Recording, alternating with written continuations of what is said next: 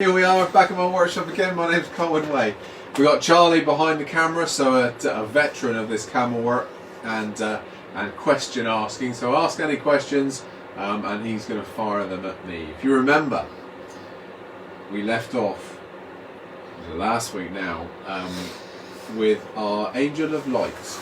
Okay, at that stage, that's where we're going to end up. That's by the end of today, you'll be able or have the knowledge to finish the Angel off. So a couple of things I want to go over. There has been a huge amount of questions coming in, a huge response from this demonstration.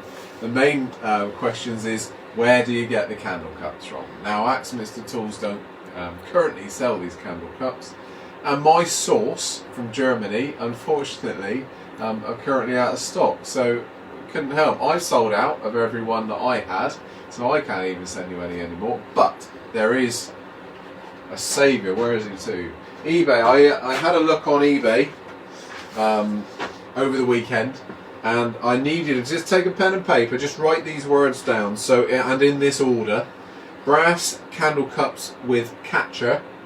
If you just put that in the search, you get a whole list of these little candle cups, the ones that are on our light angels. You get a whole list of those coming up. Now, for your information, that gives you a list on the first page of 17mm, 14, 12 and 10. These are the 14s. 14mm. So once again, those words are brass candle cups with catcher. Okay, and you'll have them. They will come from Germany. You might have to buy 10 at a time, but they're there. Alright? So hopefully that one's solved. Now, I'm not going to say we got a little bit flustered last week, but hoping to get the whole demonstration into two, I underestimated it, basically. I underestimated the amount of questions that you're going to ask as well.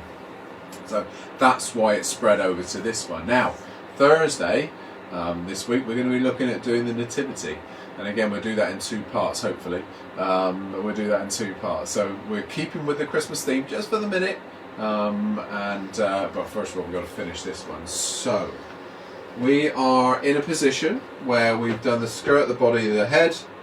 Hat was all part of that. Remember, the hair, if you remember, was just that little wraparound section.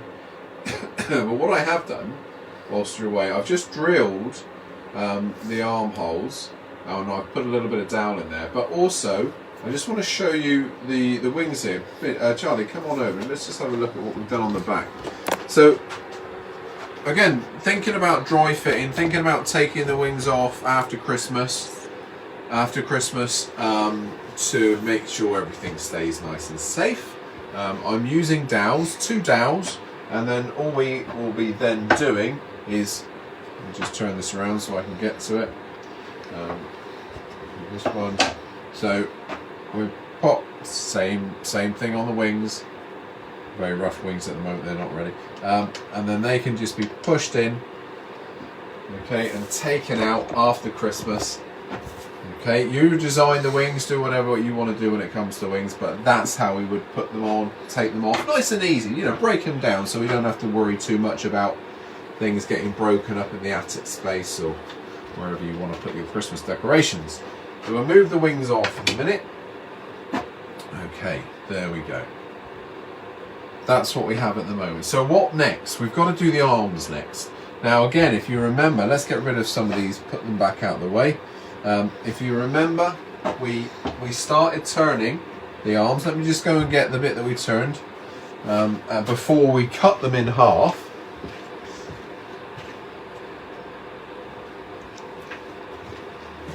There we go. So that's how, well, that's the shape rather, after turned.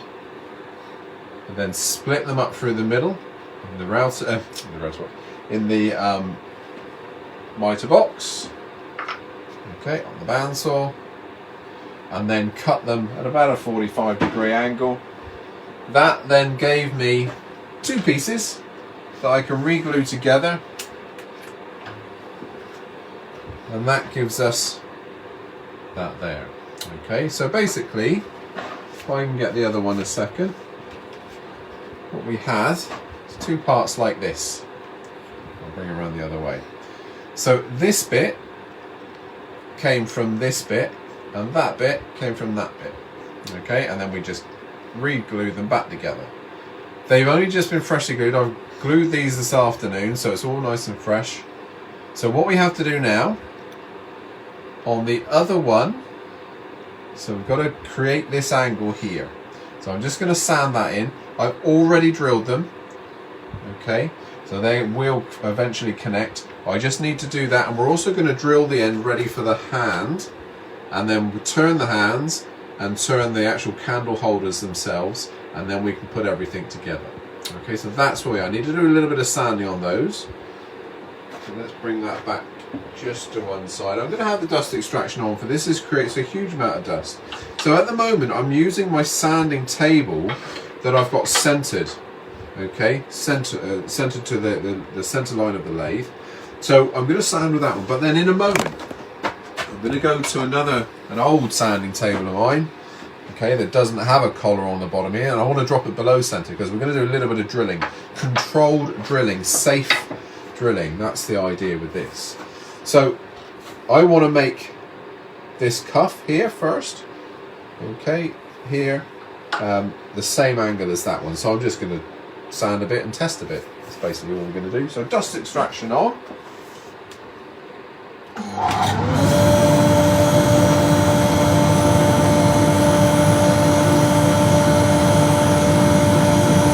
Have you got the plans for these yet? Don't have plans. I will be selling the plans for these on my own Etsy site in about a week's time. We're going to get these finished. Finn's working on those for me. However, this video, all three of these videos are going to be there to view back both on Instagram, on YouTube and on Facebook. So you've seen all the other Christmas plans that we do, and that's a collaboration between myself, Charlie and Finn. There's a few things on there: smokers, Christmas trees, Christmas pyramid, and soon to some new ones out this next couple of days are the Christmas houses, steam trains and snowmen that we done a few weeks ago. And then, like I said, in about a week's time we're going to have this one there as well.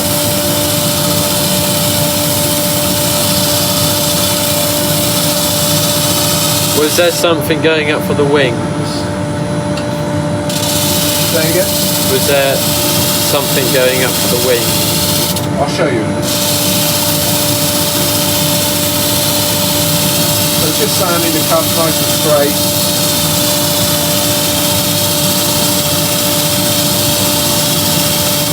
They want the material and dimensions of the wings.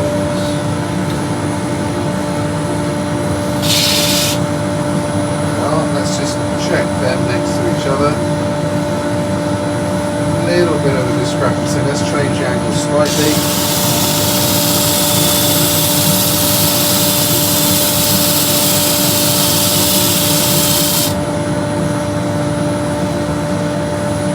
There we are. That's a nice match. Okay. Stop that dust extraction.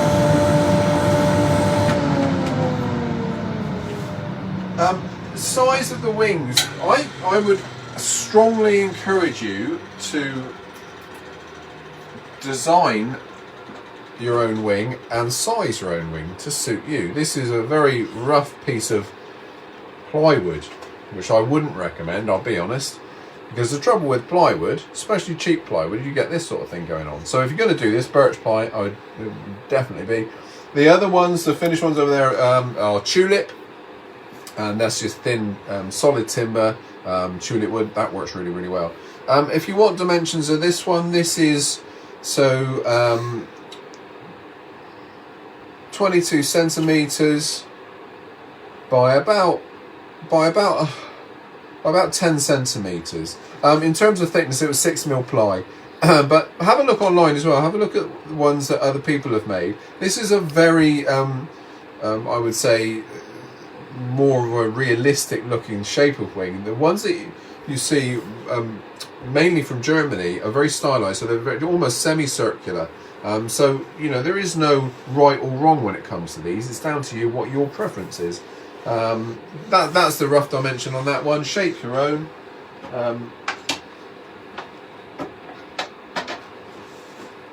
Where are we? So that's that. So we've got the angle sorted. So now what I want to do is drill a hole. If you look at this one here, I'm just going to hold this there, Charlie. Let me know if that's in view. So the hole's to be drilled to the upper side of the cuff. That gives the illusion then that the cuff is then draping down. So we're going to be up to the top of the cuff, nice and straight, and then we've got something for the candle holders to sit in. We're going to drill a 6mm hole in that one. So we need to drill, but you know, trying to drill something like that in a position that it is at the moment could be quite dangerous. So I want to protect myself and my fingers. So we're going to go to that other sanding board, and we're going to swap chucks and jaws as well. What was the initial length of the arm? I'll give it a measure, 2 minutes. Initial length. So we started off with 150mm, so 6 inches-ish.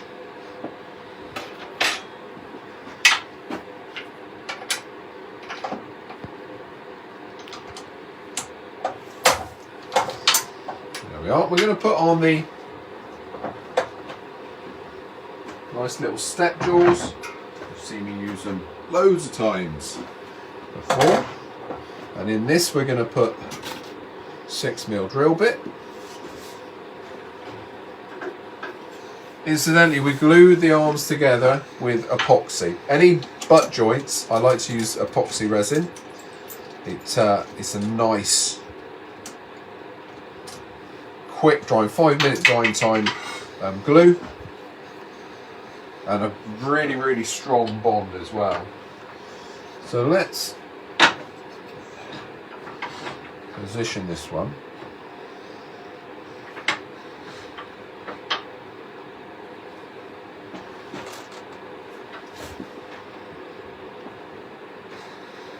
Okay, so I need to be drilling in here. You look at the arm, that's the bottom of the cuff. So if I do it this way, I'm protected. I'm not putting any force against that drill bit apart from on the back here, and there's nowhere I can slip to. This is all controlled nicely.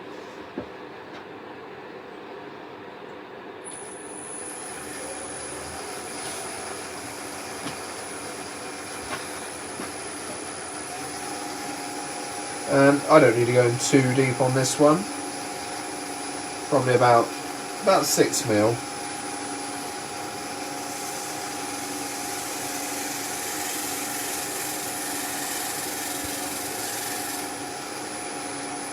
And that's enough. That gives us a nice controlled hole there. We'll do the same on the other one.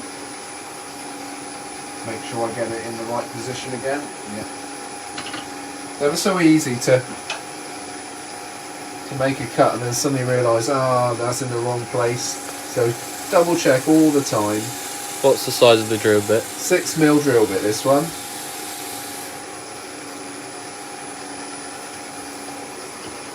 Job done. So this is just another one of those sanding platforms, but without the centre stop on it, the centre collar. Just made it easier for me to drop that below. So we can get rid of that one now. So now we're going to keep the same jaw in, but we're just going to turn some little ball hands with a 6mm dowel. That can then join into our arm. Go with a slightly smaller tourist, I reckon. And whack the speed up now.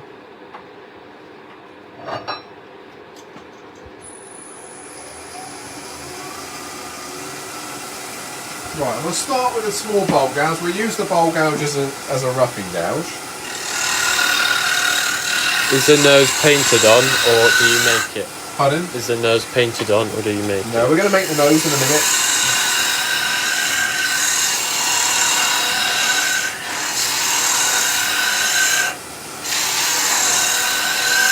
There we are, down to about sort of 12mm. Let me just show you the nose. Right, so we'll do that. So we're going to round that over. So if I go to spindle gouge, Drop the tool rest.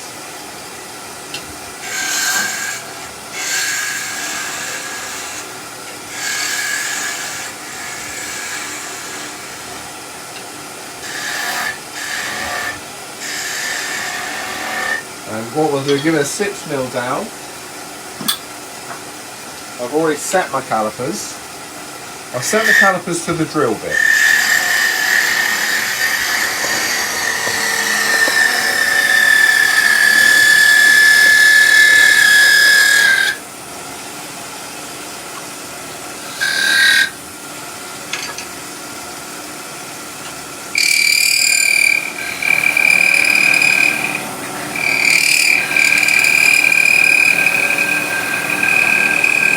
And we're going to do a couple of these. Now you would sand normally, I won't waste time sanding for you today.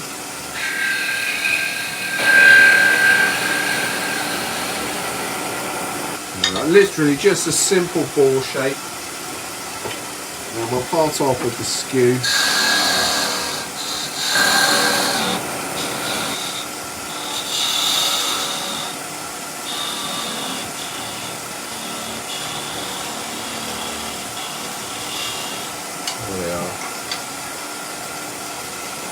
That one. So once we've got both of them done, I'll turn the other on for you in a second.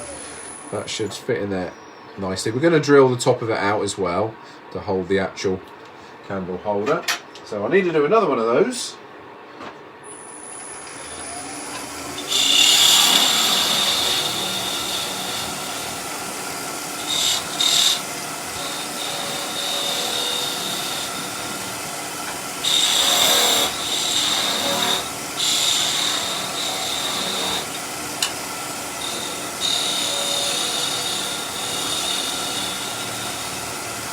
Like I say, give them a good sanding. I'm not purposely not sanding, just for my and Charlie's sake.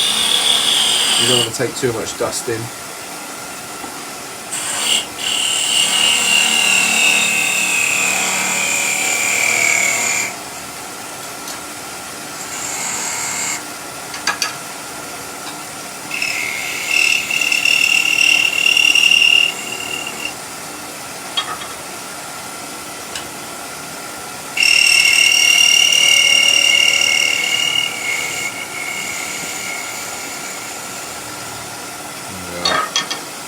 Again, just the parting tool.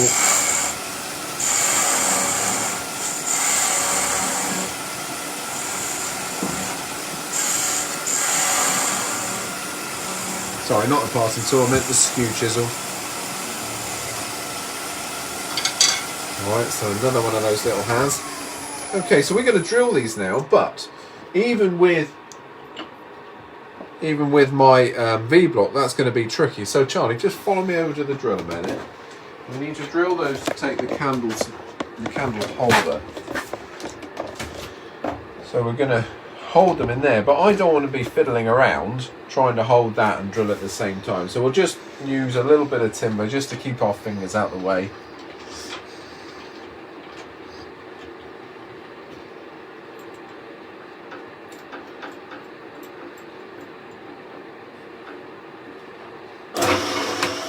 Central.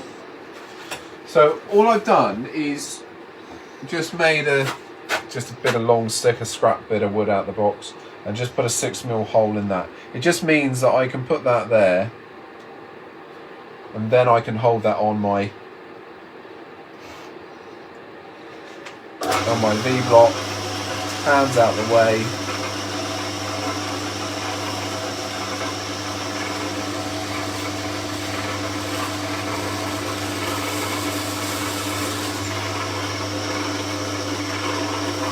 One, the other one.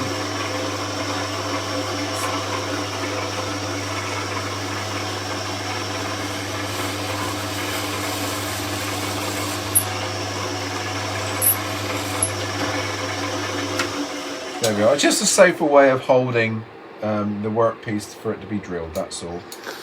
It comes. When we're turning a bolt, would it be better off using the faceplate provided with the lathe or the faceplate ring attached to the C-jewels? If you're starting out, Certainly, if you're going to go for a bigger bowl, then I tend to go for faceplates instead of faceplate rings.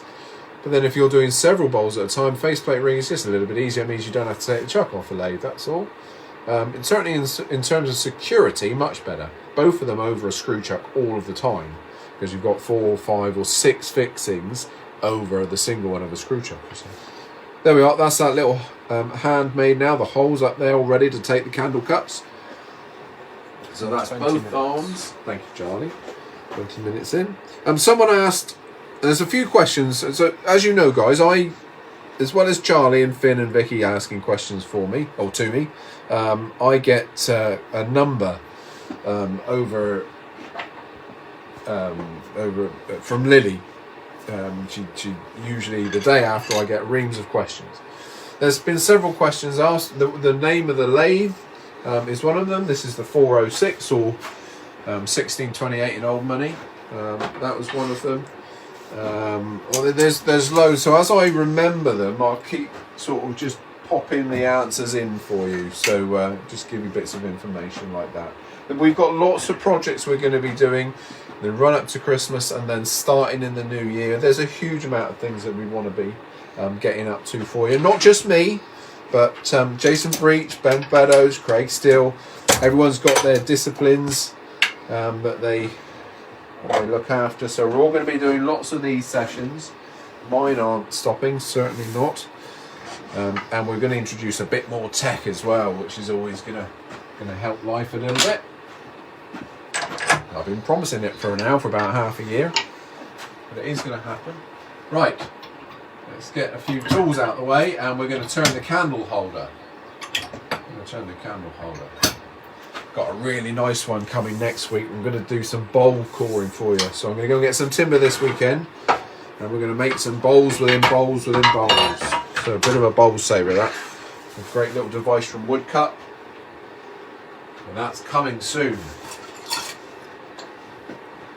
Oh, well, I've got the centre of that. So we're going to start. There's my piece for my candle holder. Look, I know that because it says it. Dimensions to start with. That's not the size of the candle holder. It just means I can get several pieces out of it and I can hold it in a chuck in a minute. We're starting with a 45mm square. About 130mm long. Just any old centre. The only reason we're holding it in the centre is just to rough it down. And then I'm going to hold it in the chuck. And what chuck am I going to use? I'm going to use the OD Jaws. Longer tool rest.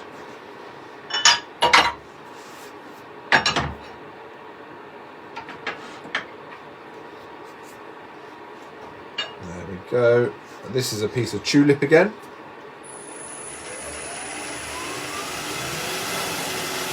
We're going to use a roughing gouge first, because we can now, we're holding between centres.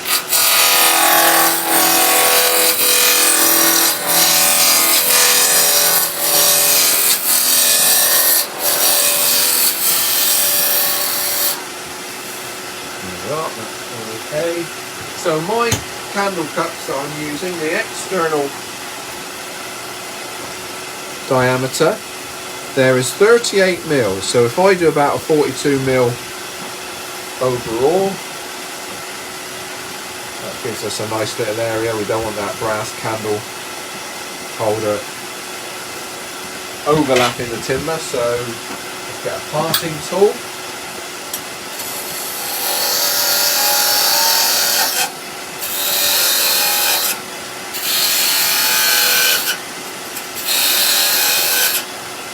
Where can you get tulip wood?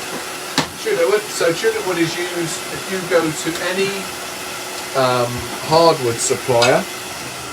Tulip wood is used in modern joinery now. It's a very sustainable timber, quick growing, straight grained, easy to machine timber. We use it on spindle moulder courses, on router courses, that sort of thing. Let's get a bigger view of it. It's a nice timber to machine, basically. So yeah, go to a decent timber yard and you'll find it. Why have you gone back to your old tool rest? The other one was a bit too short. My other robust one's a bit too long. And this is me in between one.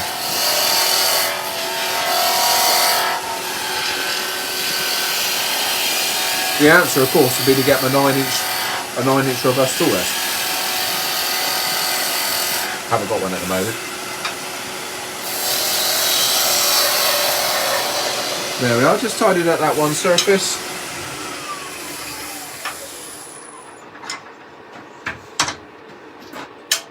So now I'm going to put the chuck on and we're going to make one of these candle holders.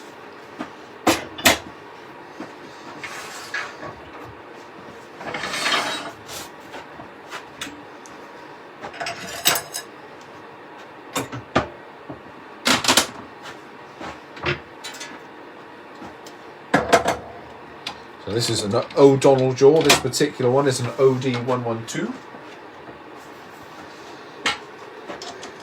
That just represents what it can hold in the middle, so 1.5 inches. Old money.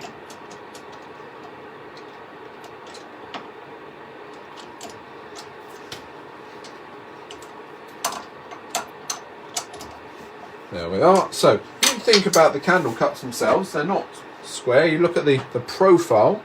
So we've got this little section here that holds the candle, and this is slightly dished. So we're going to drill that. I'm just going to tidy up that surface first, though.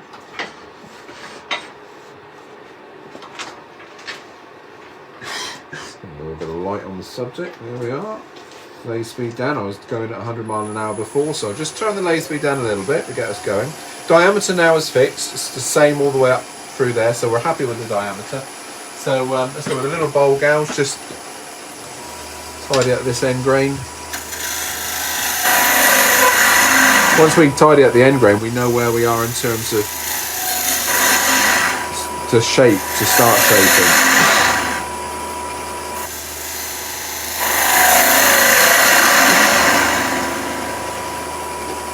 Right, now we can start thinking about the drilling.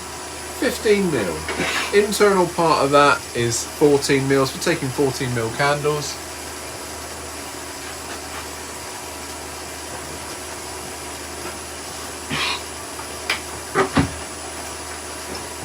So I'm going to use a 15 mil bit.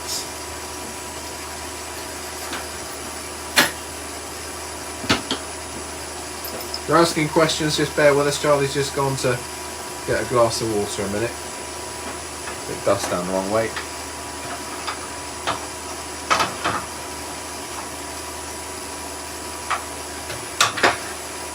So there we are. Let's drill. I'm going to just drill. That dimension there is around about 10 mil. So if I drill about 12 mil, that should do it for us.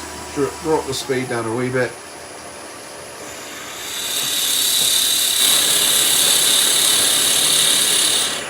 Before we go any further, I'm going to try that.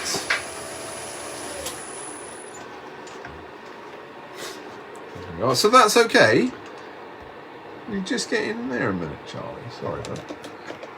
Alright, that's okay. But there's a bit of a gap around the end. So that just means that this area needs to be dished a bit more. So we'll do that. Bowl gouge again. Small one. There he is.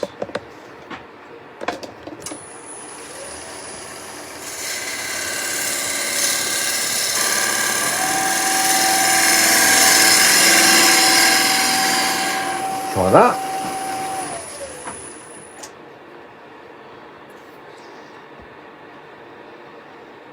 Good, I'll just clean that drill hole up now, and I think we're there with that one. They're asking if you can put up the website for candle holders. Candle holders, it's eBay. Search, pen and paper guys, search these words, all in the same order that I'm giving you them. Brass candle cups with catcher. You put that in eBay and you'll get a page of candle cups. I'm using the 14 mil ones, the 14 mil. Website that I normally use, they're out of stock. And I don't know when they're coming in. Well, they don't know when they're coming in. So we'll resort to eBay. It might be a little bit of a wait because they're coming from Germany, even on the eBay site.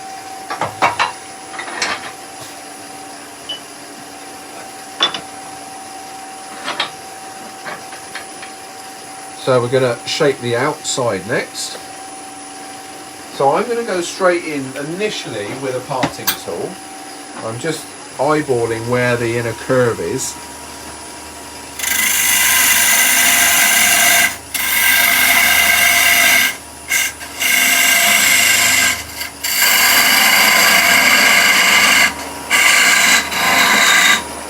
And then we can make our external shape.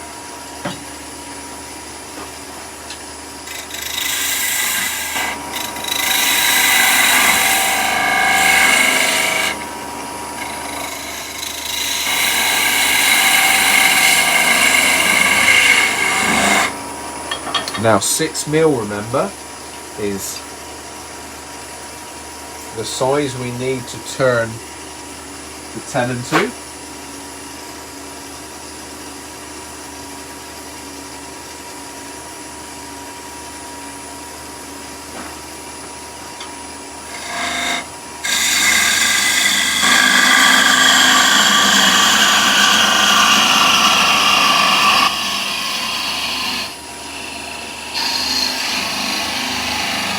Have you been using your curved robust tool rest? Curve, I was using it only last week in just pan the camera down to those bowls. If you have a look on my Instagram, so Colwin Woodturner on Instagram, you'll see a post using the robust tool rest. Lovely bit of kit. And I'm going to use it next week again when we do the bowl coring.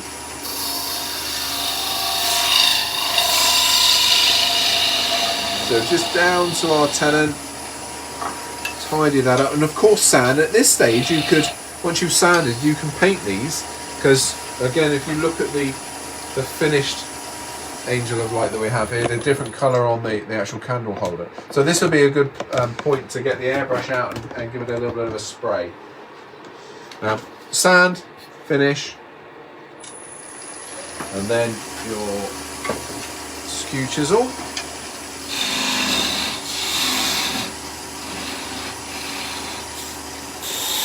Does size matter when it comes to bowl gouges?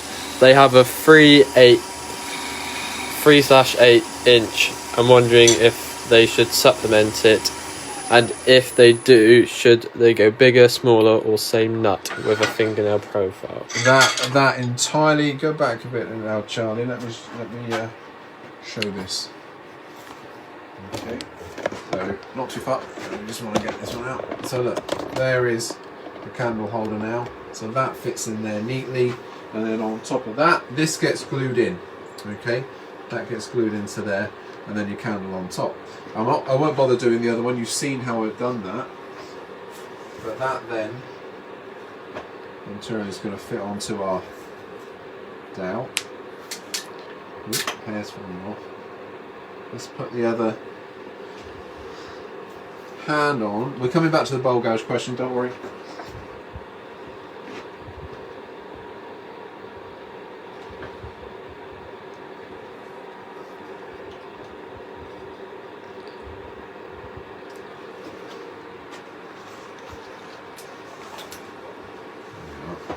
So I don't glue these until I've got both of them done. The reason being, I want to be able to manipulate those arms so the candles, when they're in the holders, actually stand upright. If you try and glue this, then do the hands afterwards, the candle might be coming back at an angle. So that's quite important that we stand like that. So let me get the wings. Once done, these wings, they're not going to be on this, these are just rough wings. I'll make some proper wooden ones here, but look, there we are. That's our finish. Well, not finished yet because there's a load of painting to do on that one, but that's where we are. That's every single bit now we've made for you. Alright, so there should be no issues with that one. If you really need a set of instructions, then my Etsy site in about 2 weeks, well no, 10 days, a week maybe, then we're going to have some on there. We need to make a nose. We haven't made a nose. Let's answer that bowl gouge question, and then we'll make a nose. Our nose starts from a piece of timber that big. Okay? I don't want to get my fingers anywhere near the sander that's going around at 100 miles an hour. So we need, when we're doing these small pieces, to start with long pieces. I'll probably make 15, 20 noses out of that piece, but it needs to be long when we start off with. Alright, up to me a minute, Charlie. Let's just talk bowl gouges for a minute. The bowl gouge question, does size matter when it comes to bowl gouges? Yes, it does. If you're turning a big bowl and you're using a small bowl gouge, then you're going to have real issues. Its strength is the main one. You'll get a lot of vibration. So if I'm doing, let me just grab a couple of these big bowls. This will be a good exercise here. So let's say this is some of the chord bowls I've done a few weeks back. So if we want to do a bowl like that, and I'm using a 6mm bowl gouge, a nice big long chisel, but it's still only a 6mm, a 1/4 inch bowl gouge. You imagine that going around the inside edge, how much vibration we're going to get from that. Not only that, the cut is going to be small. It's going to take us forever to do a bowl like that. That's when you come to use a nice big 1/2 inch 12mm bowl gouge. If you're doing big bowls and a lot of them, then you might want to go 3/4, 5/8, 3/4 bowl gouge and take an even bigger cut with more strength. You know, so that's where definitely a bigger gouge is needed. But the other thing, if you think about your lathe size, if you're using a hobby machine, maybe, where the torque isn't as great as a trade machine, or you're using a bench top over a floor standing machine, if you're trying to use a big 1/2 inch gouge and taking big heavy cuts, you'll probably stop the lathe. The motor won't keep up with you. You'll start stopping the motor, you'll start stopping the pulley, so the belt will start spinning. It's just not made for that sort of big heavy use. So that's where you'd use a 3/8 gouge, a 10mm gouge for instance, and nurse the cut. So you detect when it's slowing down, if you're taking too heavy a cut, and just go a little bit steady. Sharp tools as well, you will start stopping machines. Now I can stop, I don't think there's any lathe that I've used so far that couldn't stop just by pushing too hard. So sharp tools, nursing the cut, and cutting, you know, at the right angle. Really, really important. You put a lot of pressure on a bevel, then you're going to start stopping machines. Bevel angles make a difference. The more acute the angle, you're turning into more of a detail gouge, for instance. But saying that, if I want to make a platter, I don't want my angles and my gouges to be too pointed, because if I do that, then I'm going to have to bring the hand around and rub the bevel, and they're going to start hitting the rim. But if I've got a gouge set up with, say, a 45, so 55 bevel angle, which this one is, I'm going to run into problems if I start, I don't know, let's pick a bowl. There's a birch one here. I wouldn't use a bowl gouge on this one really, but say for instance you're going down a piece like that and you've got a 55-degree bevel angle on, it won't take long for the chisel to start hitting the opposite rim. Okay, so I need to have that bevel angle right the way back so I can go down a lot further. Okay, so that's where we use the different bevel angles. We're going to just start, you know, going back to basics again. I'm just being indulged at the moment because we're getting closer to Christmas, so I can do all these Christmas decorations. Come to the middle of December when I start running out of them, and certainly into January, February, March, and from then on, we're going to be doing a lot more bowls and a lot more what I would call traditional turning as well. So we're going to be playing around with a lot of this, and also, you know, looking at sharpening skills, finishing skills, and all that sort of thing as well. So don't worry, we've got a long journey ahead of us. Pop those back to one side, and we can also talk about things like rough turning, why we rough turn, green turning. I've got a lovely big ash tree that I'm converting at the moment. We can look at why we rough turn, how we rough turn, then next week for instance pouring out, how long we leave the bowls to dry, all of those things. And I know there's huge questions, a huge amount of questions when it comes to all those things, because it's our sources of free timber most of the time. So let's just make a quick nose before we sign off for the day. What's the size of the parting tool being used? So I was using a beading and parting tool then. It's a 6mm beading and parting tool. Now we're just going to shape a quick nose. So we want C jaws, and we want sounding disc,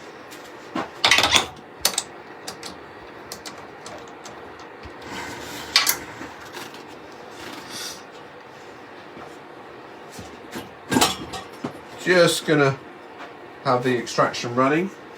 Referencing the metal candle holders for legal purposes, is it just the cup that needs to be metal, or does a wax catcher need to be metal as well?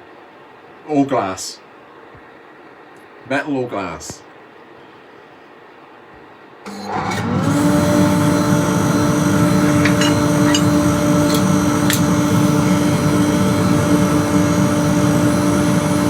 This is a tiny little nose we're making here, not very big, so I'm going to start by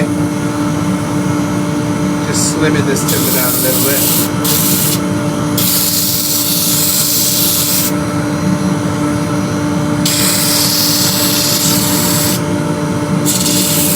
What's the angle on the beading and parting? On the what? Beading and parting. 45 degrees.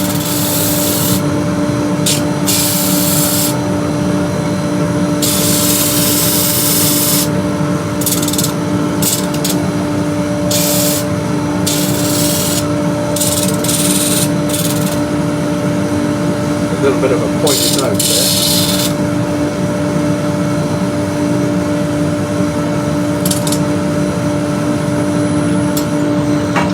Right, we'll just get our platform out.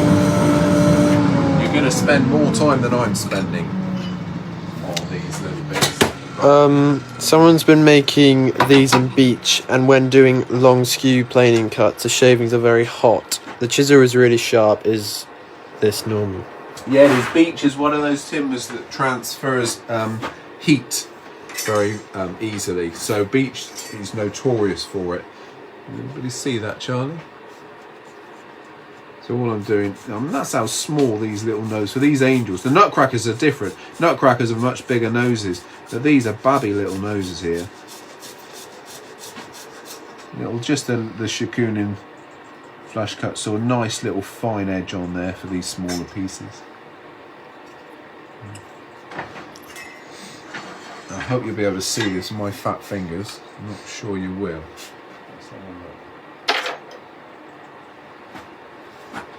So then just move the camera to suit there, Charles.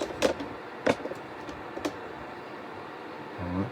One little nose. A little bit of epoxy resin on that. Just lie the figure down. Glue that on. If I let go, it's going to fall off, I'm sure.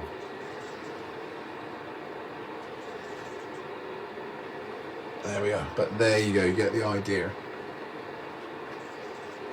Alright. A lot of this is giving the suggestion of the correct shape. Now let me just, whilst Charlie's got that camera like that, let me just show you the face. Don't go crazy when it comes to the face. I've made the scariest looking angels before because I've gone and tried to put too much detail in the face, so keep it simple. Okay, not a lot going on here. I've got just a permanent marker. That's all I'm doing. Fine line permanent marker. 2 little lines and then a little circle. And then make yourself a little pair of lips down the bottom. Alright. Let's we'll finish up for now then. So any questions, Charlie? Nope. Any more questions? Nope. We're all good. Okay, so there's a lovely little project, that one. I've already seen some fantastic pictures of finished ones, so if you've already sort of gone ahead and finished it, well done. But you know, what a great Christmas gift. Not only that, a nice decoration for yourself to have on the mantle. Ours are already up.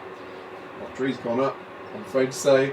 We've got our light angels on the mantelpiece, light angel over on the fireplace. It's all working, all looking lovely. So Thursday is going to be another Christmas inspired decoration, and that's a nativity scene. So we're going to make our 3 wise men, our Mary, Joseph and the baby, and a few sheep as well.